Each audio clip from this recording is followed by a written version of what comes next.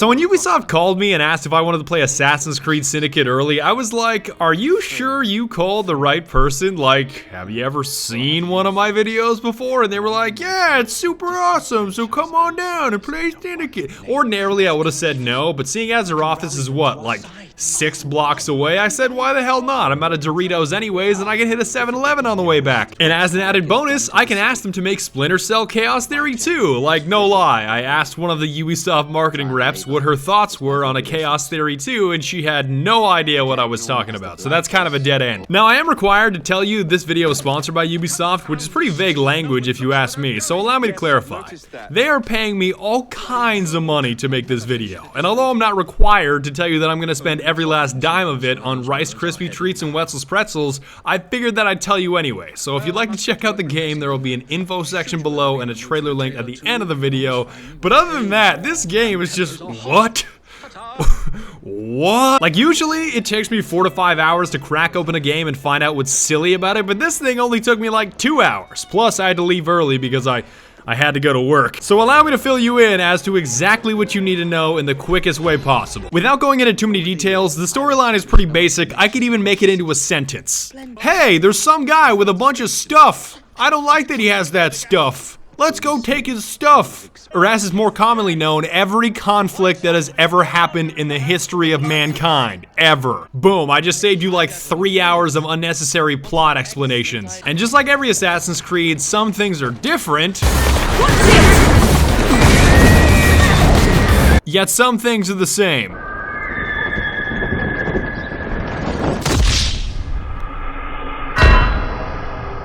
The first thing you notice about the environment of London in the year 1868 is how everyone speaks in that exaggerated English voice that we're all tired of hearing. Like, yo, you what, mate? I'll hook you in the gab, I swear on me, mate. There comes a point where it's like, can you please stop talking like that?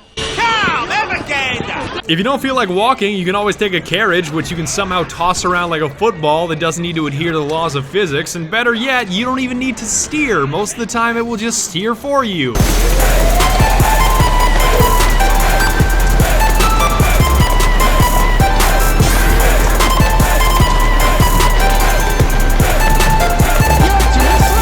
You'll be completing all kinds of fun tasks, like carrying bodies through broad daylight and repairing fuse boxes in dangerous places. Oh, so it's like working for Comcast?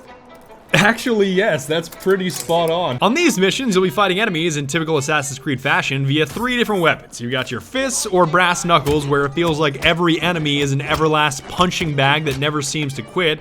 You've got cookery knives, which seem to get more and more jagged and more colorful as you upgrade them. And of course, a pimp cane, which is just as stylish as it sounds. But no matter what you're using, every fight feels like you're against enemies made of titanium.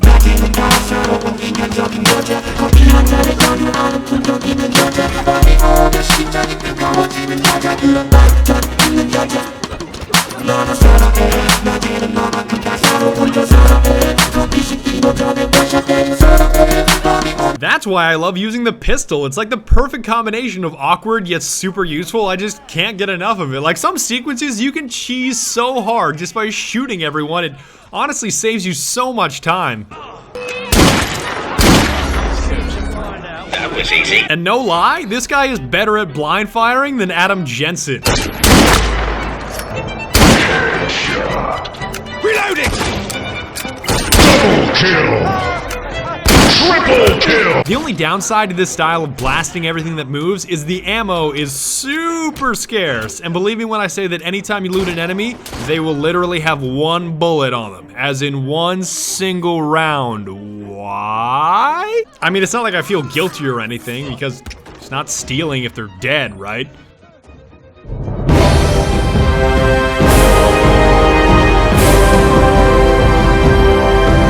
Now, I must admit, I'm not the biggest fan of London, but the city starts to grow on you after about a half hour. Now, in order for you to get high enough to enjoy these views, you don't have to climb anymore thanks to this thing, the magical grappling hook, zip line, spider web thing. All you gotta do is press L1 and all of a sudden...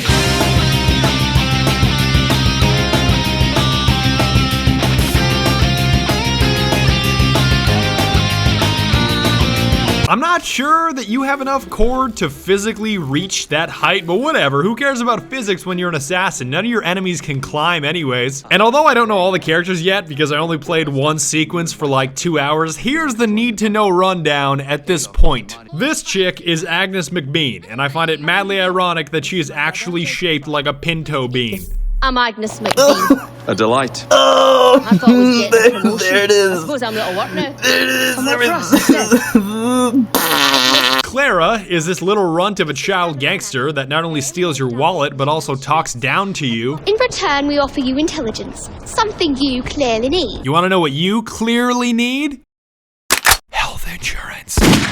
I straight up called this guy Aladdin. A dev got pretty mad at me, but I just forgot his name. I could not remember his name. Evie is Jacob's sister, the other Fry twin that you get to play as. She's really not as much fun. I mean, if I'm being point blank with you, she's not as much fun. But above all else, the coolest character in the entire game is this guy, Alexander Graham Bell, because he's so much of a wild card. For example, what object is he currently holding in his hands? Is it A, a healing potion, or B, a 19th century grenade? Guess again.